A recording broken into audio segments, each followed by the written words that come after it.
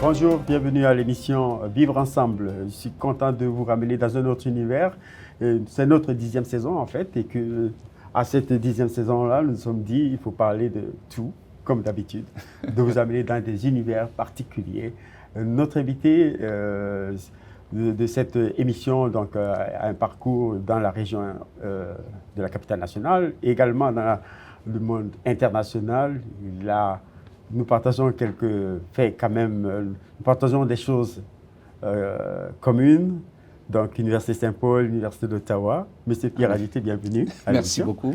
Oui, économiste, politologue, mais surtout, l'éthique dans tout ça. Effectivement, c'est bien dit, je suis un touche-à-tout, oui. Je ne peux pas me cacher. Et au-delà de ce désir de toucher à tout, de mes grands souhaits, c'est de voir en quelque sorte comment est-ce ensemble, que ce soit ici ou ailleurs, nous puissions faire un meilleur monde. Oui. Alors, tout ce parcours-là, ça commence quelque part. Ça a commencé quelque part. Dans Petit Togo, le Petit Togo. Alors, Petit Lomé. En effet, je suis un vieux Loméen, comme je suis un vieux Montréalais d'ailleurs, avant de venir dans la région. La capitale nationale. Et effectivement, mes origines sont au Togo. Oui. Et au-delà de cela, j'ai vécu au Gabon, à Libreville, un beau Libreville. J'étais au lycée Léon-Bas. Et c'est de là d'ailleurs qu'après l'université à Libreville, j'ai voulu continuer mes études et venir au Canada. J'ai eu le plaisir de travailler avec quelques Canadiens à Libreville qui m'ont donné qui vous ont insufflé davantage l'hiver canadien, le vent de l'hiver canadien, ou l'été. Et tout ce qu'on racontait sur l'hiver canadien, je ne peux pas vous le dire à l'antenne, mais quand même, c'était intéressant. Oui. Et au-delà de cela, c'est surtout les gens, le plaisir et puis le vivre ensemble qui est ici dans ce pays, qui fait que, après les études à Montréal, nous sommes restés, la famille et moi. Montréal, Ottawa, ENAP, Gatineau. En effet. Monsieur Fleury, cette volonté d'aller découvrir, vous a toujours habité, je pense. Absolument. C'est une curiosité de connaître, une curiosité de toucher à tout, une curiosité, ma base c'est l'économie, mais néanmoins la gestion publique, la gestion privée, et au-delà de cela, j'ai découvert les vertus de l'éthique que je mets presque partout. En pratique. Du fait de sa grandeur et du fait que, en se donnant l'éthique, c'est-à-dire l'art de bien faire, on se donne aussi une façon de mieux vivre et de mieux vivre avec les autres. L'éthique et l'économie. C'est un bon mariage? Je pense bien. Oui? Je pense bien. Expliquez-nous ça.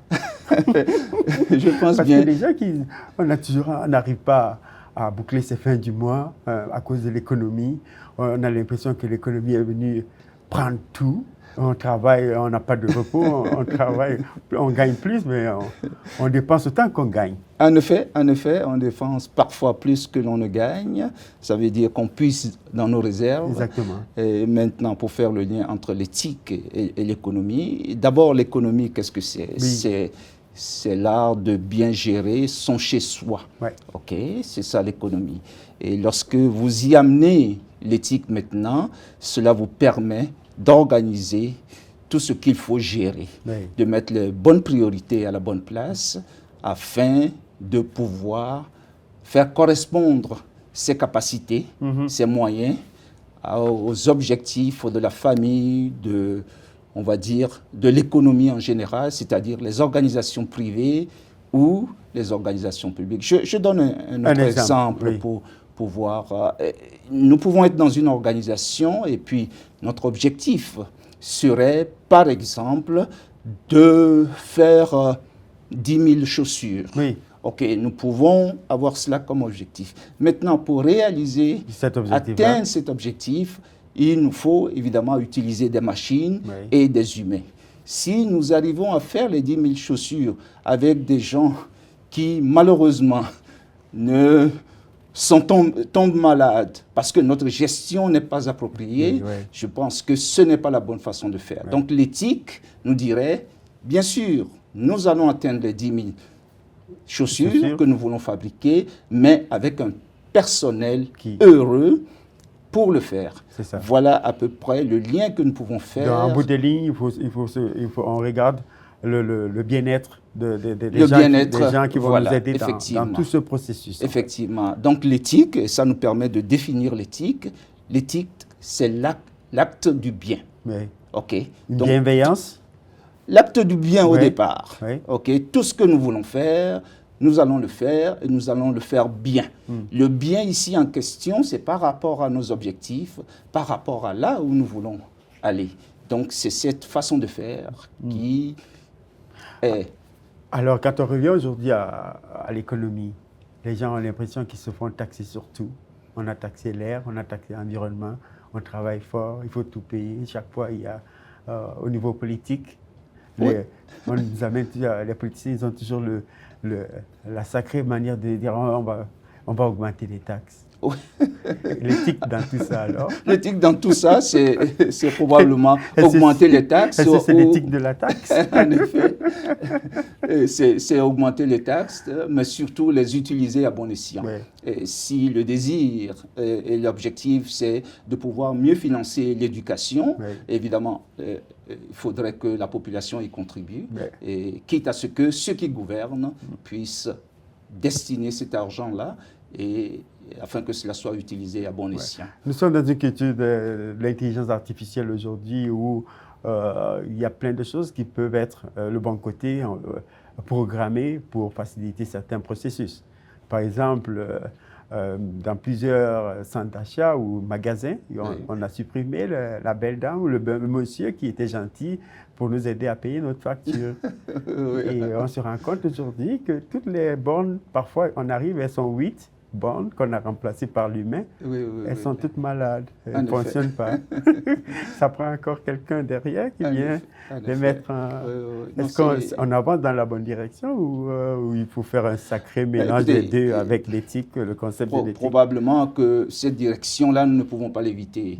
Mais le défi qui est le nôtre, c'est de faire en sorte que l'usage que nous faisons de cette intelligence artificielle puisse suffisamment servir, non pas seulement les objectifs des organisations qui les utilisent, mais aussi des objectifs plus grands, c'est-à-dire de nobles objectifs, c'est-à-dire sociétal ou un peu plus large au plan mondial, même si... Et dans tout ça, nous, on est vivre ensemble.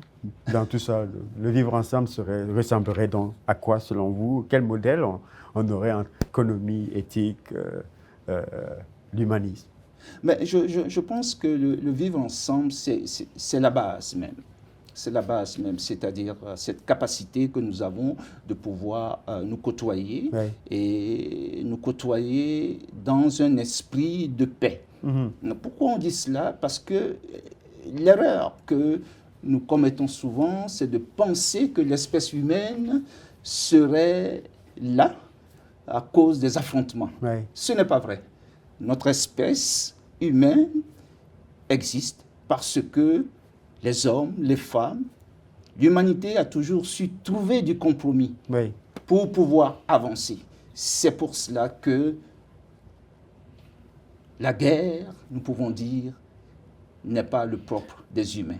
C'est plutôt cette capacité de construire le compromis, de construire la paix. C'est ça qui nous a permis d'arriver jusque-là. Et donc c'est un vivre ensemble en soi et qui peut faire en sorte que nous puissions avancer avec, appelons-le, des intérêts et des uns et des autres. Dans le vivre ensemble, il y a le terme compromis qui s'associe, selon vous, qui pourrait s'ajouter à ça. Une bonne dose de compromis de temps en temps, à chaque fois. Absolument. Souffler le froid et le chaud. Ben, je ne sais pas s'il faut souffler le froid et le chaud, mais le chaud, il se trouve que ça arrive toujours. Et quand le chaud arrive, il faut voir dans quelle mesure on peut ramener ça à la bonne température pour que cela soit acceptable et vivable pour tout le monde. Et ce qu'on dit là, ne veut pas dire que c'est facile. Et surtout pas. Cela ne veut pas dire que c'est facile. Ça va être ma prochaine question. Alors, comment? Ben, évidemment, il faut d'abord connaître et savoir ce que c'est que l'éthique. L'éthique, il y a un petit mot qu'on oublie souvent, l'éthique publique. L'éthique ne s'adresse pas à votre comportement au niveau de bon, voilà, de votre maison en tant que telle. Mais oui. dans l'espace public, il faut qu'il y ait des règles. Comment certes. on se comporte. Au-delà des règles, il faut comprendre pourquoi de ces règles et pouvoir non seulement se conformer à cela, mais de faire en sorte qu'on retrouve l'intérêt de soi et de l'autre dans la façon de se comporter. Oui, là, Voilà. c'est parce que ces règles-là, parfois, c'est pour ça que nous sommes dans un contexte, entre guillemets, démocratique. La Oui. démocratie En intervient effet. également. Ouais. La Donc, démocratie ça se passe participe par- de l'éthique, Oui. absolument. Et si la démocratie voudrait dire la façon de pouvoir évoluer dans une société sur des règles précises, donc la démocratie participe de l'éthique. Alors, comment vous, dans votre domaine spécifique, que ce soit celui de l'économie et de l'éthique, ces choses-là interviennent de manière concrète pour ceux qui sont en train de nous écouter? L'idée que nous nous faisons de la chose commence par la base, c'est-à-dire l'éducation. Oui. L'éducation dans les organisations, l'éducation dans les écoles, que les uns et les autres connaissent fondamentalement ce que c'est que l'éthique. Un jour, je faisais un cours d'éthique d'ailleurs, et pour définir l'éthique, qu'est-ce que je faisais? Je tapais sur une table Oui. devant mes étudiants. Et pour toutes sortes de raisons, on parlait à la pause, Oui. et pour un étudiant m'a dit que sa façon de définir l'éthique, c'est ça. J'ai dit, ah ben, tu as compris. Parce que Oui. l'éthique résonne. Oui. L'éthique, on l'entend. Ça résonne. Ça fait en sorte que nous pouvons dire que oui, ceci est éthique et ça ne l'est pas. Ah. Ça voudrait dire que C'est nous quelque chose avons- qui marque, qui vient nous chercher, ce qui vient nous chercher, mais que nous pouvons évaluer. Oui. OK? Comme je l'ai dit tout à l'heure, dans l'exemple que nous avons pris, si l'objectif est de produire tant quantité, l'objectif peut être vu. Est-ce Oui. que nous l'avons atteint? Oui. Maintenant, de quelle manière? De quelle manière? Donc, nous pouvons juger que oui, telle personne, tel gestionnaire a atteint son objectif et tel autre l'a aussi atteint, mais à un coût beaucoup trop élevé, qui puisse nous permettre Ouais. de faire un choix entre les deux. Donc, c'est toujours être capable de l'unité de la mesure, de comment est-ce qu'on arrive à... Absolument. L'éthique n'est pas une intention. Ouais. Ce n'est pas ce que je veux faire qui est l'éthique. Non, c'est ce qui résonne. C'est ce que j'ai produit comme acte ou comme décision. C'est cette décision-là que l'on peut prendre pour évaluer. Alors, si vous permettez, on va prendre une courte pause et vous allez nous dire qui applique l'éthique. On revient, ne quittez pas.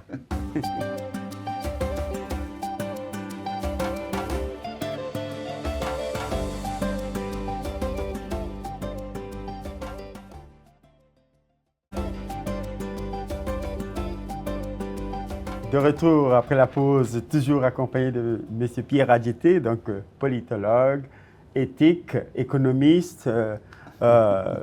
C'est assez. C'est assez, 3. C'est la règle de 3. En effet, ouais. Alors, notre question avant la pause, c'était de savoir qui s'occupe d'appliquer l'éthique? Ah, bonne question. Je pense que l'éthique relève de notre responsabilité à nous tous et à nous toutes. Monsieur et madame tout le monde. Monsieur, madame, tout le monde. Il ne s'agit pas de vouloir avoir un œil quelconque derrière soi avant d'être un adepte ou un pratiquant Oui. de l'éthique. Au Est-ce contraire. qu'elle est aussi déterminée géographiquement? Par exemple, Non, pas je du suis tout. de la région de la capitale nationale, je ne m'occupe pas de ce qui se passe à Toronto, ou je suis du Canada, je ne m'occupe pas de ce qui se passe, par exemple, au Cameroun, au Togo ou en France. Ben, écoutez, si la chose vient sur un sujet général, Oui. en effet, on peut avoir quelque chose à dire. Mais n'oublions pas, l'éthique, c'est la pratique. La pratique, Ce oui. n'est pas l'intention. Ce n'est pas le jugement dans l'air. Oui. Qu'est-ce que la personne, qu'elle soit dans la capitale nationale, ici à Ottawa, Gatineau, qu'est-ce que la personne a fait? Qu'elle soit à Vancouver, Oui. qu'elle soit au Togo ou ailleurs, Oui. qu'est-ce qu'elle a fait? Quelle est la décision? C'est cette décision-là que l'on prend comme réalité et que l'on peut évaluer par rapport à l'éthique. Certains disent apprendre, connaître la chanson, et d'autres apprendre à chanter la chanson. L'éthique, c'est un peu dans ça ou quoi? Oui, je pense que dans cet exemple-là, c'est chanter. Oui. C'est chanter, c'est l'acte de chanter. C'est pratique vraiment. Voilà, c'est pratiqué. C'est pratiqué. Il n'y a rien de plus pratique que l'éthique. Oui. C'est la pratique. Ce Et n'est donc, vraiment pour pas les gens, par l'intention. exemple, qui disent parfois c'est un truc politique, c'est pour eux autres. Là. En politique, ils ont été élus pour ça. Mais je pense que, d'une certaine façon, tout le monde ne fera pas la politique. Oui. Entendons-nous bien là-dessus. Et à la limite, mieux vaut que chacun soit dans le domaine dans lequel il est plus habilité Oui. à donner de meilleurs résultats. Oui. Mais ceux qui se destinent, par exemple, à la politique, nous attendons de ces personnes-là qu'elles produisent des résultats qui sont conformes, Oui. minimalement, à ce qu'ils ont promis de faire et pour lesquels ces personnes ont été élues, en fait, voilà. Et puis, au-delà, faire plus que les gens ne s'attendent Oui. à avoir d'eux. Donc, en cela, en faisant au moins le minimum et en allant au-delà de cette attente, Oui. je pense que nous sommes dans le domaine de l'éthique. Parfois, on est ici, mais il y a des réalités du monde qui viennent nous chercher, qui viennent Absolument. nous interpeller. Donc, par exemple, la réalité au Moyen-Orient, la réalité démocratique, par exemple, dans la région de l'AES, en Afrique, ou ce qui se passe en Ukraine. Et donc, ce sont des choses qui... Nous avons toutes ces communautés ici. Et ça nous interpelle. Il y a des marches, il y a tout.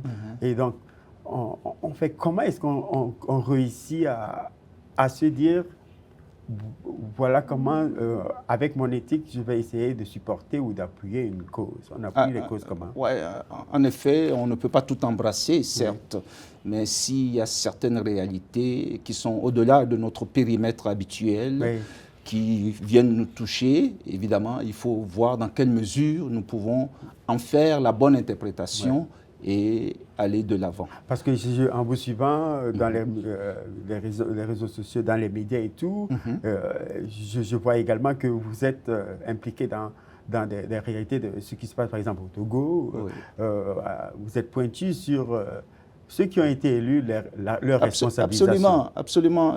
Votre question est très opportune et permet de féliciter le président du Bénin, M. Patrice Talon, qui nous a dit qu'il s'arrêterait seulement après ces 2 mandats. Et voilà, il vient de nous donner la preuve en favorisant, en désignant la personne qui sera sur cette... Ce qui n'est pas mal. Ce qui n'est pas mal. Ce qui n'est pas mal dans les conditions actuelles. Et l'idée, ce n'est pas forcément, au départ de quelqu'un, d'avoir ce que nous appelons des primaires, qui très souvent nous habituent à la confrontation. L'idée n'est pas celle-là.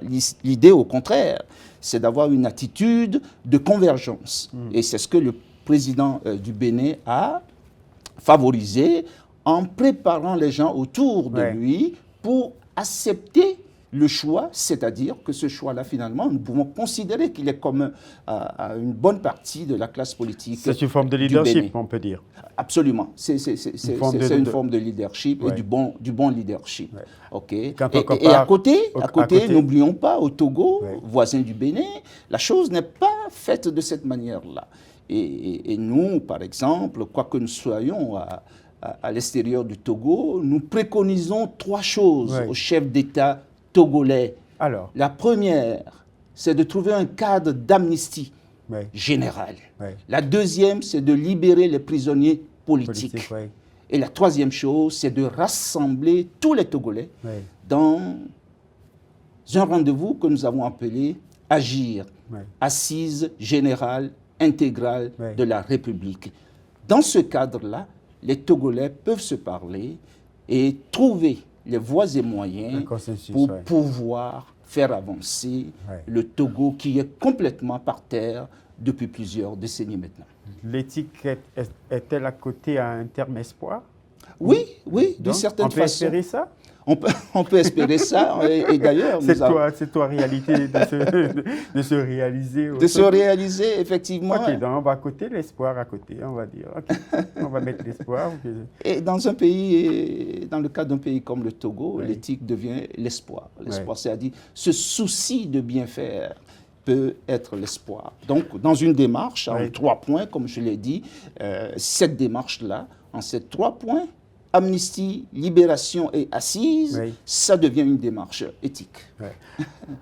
Le vivre ensemble, c'est l'héritage que l'on transmet à l'autre. Le vivre ensemble, c'est aussi le projet qu'on construit. Absolument. Avec l'autre, avec les autres. Ouais.